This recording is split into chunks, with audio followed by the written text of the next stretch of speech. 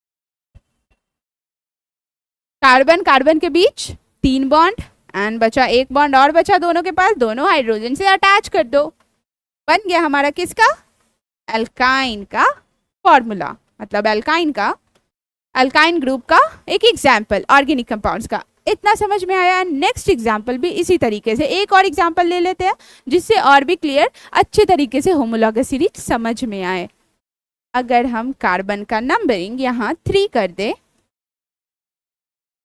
अब आप ये मत बोलना कि मैम अगर हम ये करें एंड मतलब CH4 और ये थर्ड वाले कार्बन का देखें तो उसमें तो CH2 डिफरेंस है नहीं, ये भी है, क्या कहते हैं, एक ही ग्रुप में आ रहा है, एक ही सीरीज में आ रहा है, फिर भी नहीं है CH2 ग्रुप का डिफरेंस।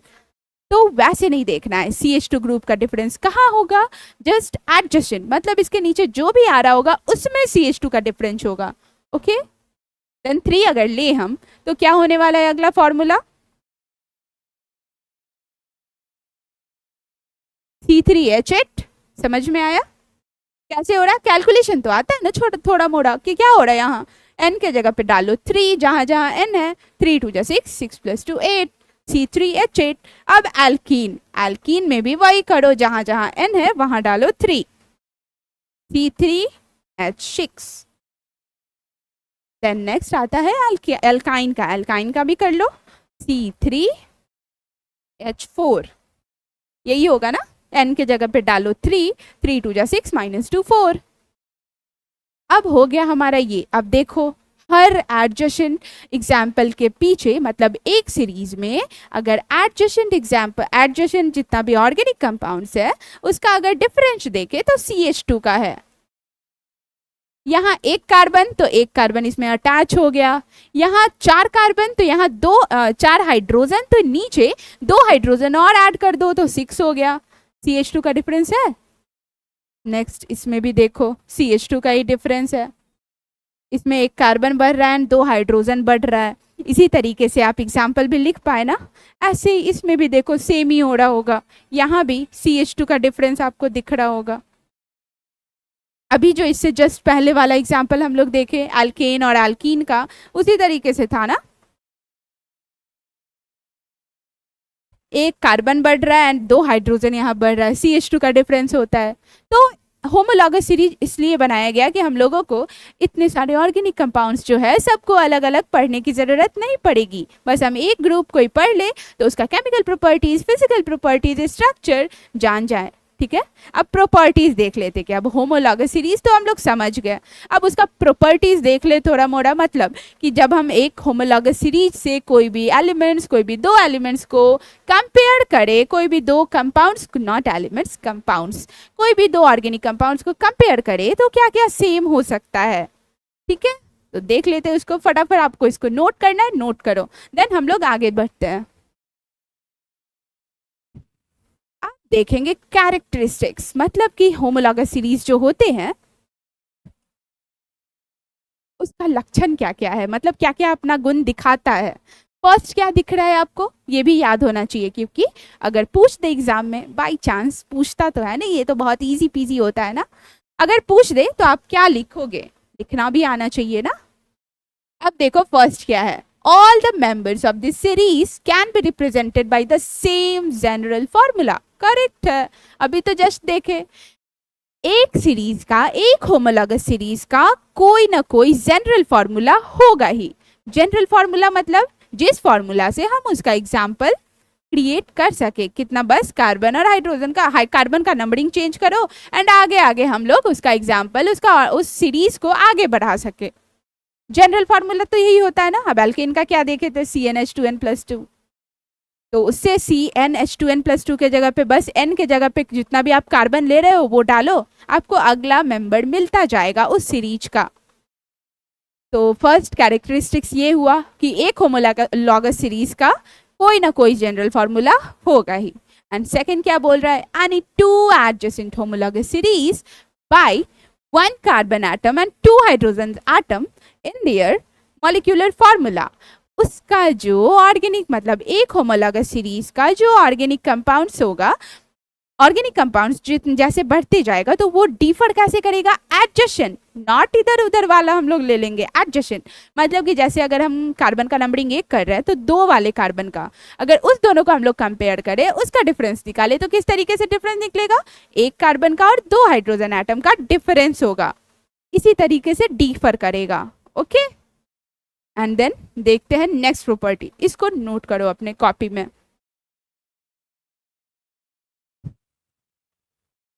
अब अगला प्रॉपर्टी क्या है, ये भी सिंपल है, आपको समझ में आ जाएगा, इसको याद करने की जरूरत नहीं पड़ेगी।